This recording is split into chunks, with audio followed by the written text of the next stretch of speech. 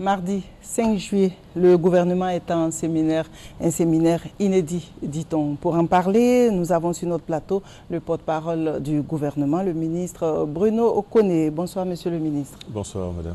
Le gouvernement en séminaire dans 2 jours. Pourquoi faire et qu'est-ce qui fait si peur dans ce séminaire?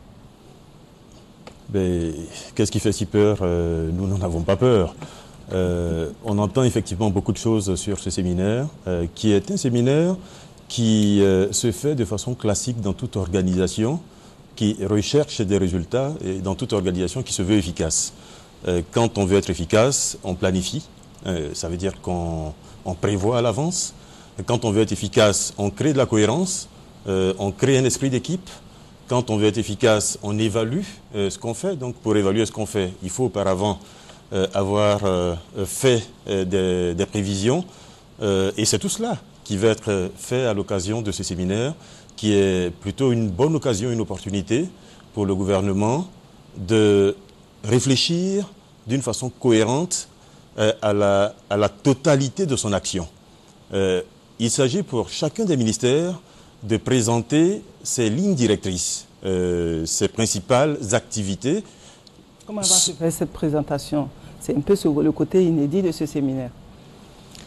Ça va se faire de façon classique. C'est-à-dire, puisque vous êtes là... On parle de grand oral. Chacun des ministres, effectivement, aura à présenter ses actions. La présentation de ces actions se fera selon un canevas qui a été défini à l'avance, sur des axes stratégiques qui ont été proposés par le président de la République et le Premier ministre. Et puis la présentation se fera, j'allais dire, d'une façon totalement classique, avec à la fin des présentations, des questions et des réponses, évidemment. Donc, c'est-à-dire aujourd'hui, comment aller très vite tout en obtenant des résultats. C'est un peu ça l'idée de ce séminaire. C'est tout à fait cela. Parce que le gouvernement a 6 mois.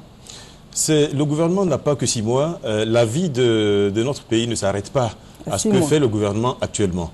Mais par contre, la Côte d'Ivoire, en ce moment, fait face à de nombreuses priorités qu'il faut, dans le même temps, affronter de front.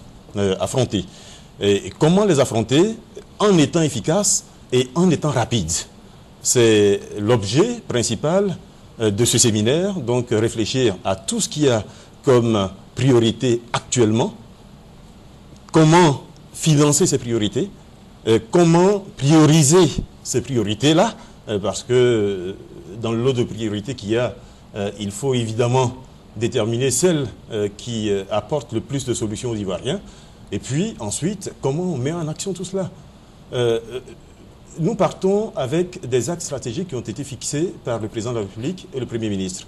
Et ces axes vont, par exemple, de la sécurité, comment rétablir la sécurité, comment relancer, par exemple, les infrastructures, comment relancer, par exemple, comment restructurer l'éducation nationale, jusqu'à la bonne gouvernance.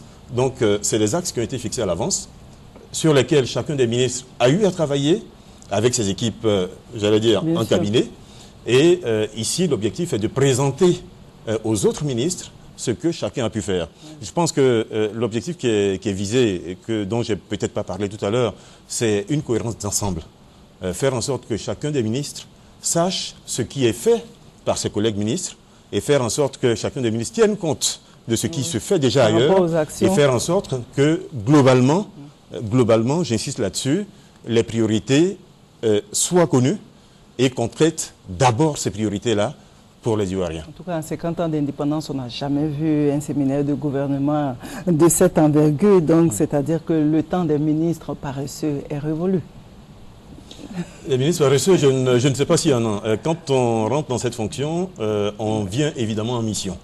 Et je pense que pour l'équipe qui est là, actuellement, tout le monde est en mission, tout le monde a envie de faire réussir la politique, la vision du président de la République et du Premier ministre, et tout le monde travaille de façon acharnée pour obtenir des résultats. Oui, évidemment,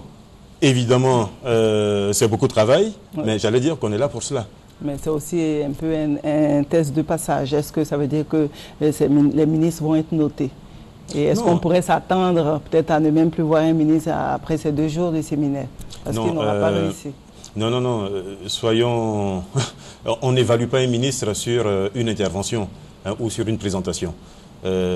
L'action ministérielle peut être évaluée sur des résultats qui vont être comparés à des prévisions, à des projets qui vont être présentés à l'occasion de ce séminaire par chacun des ministres.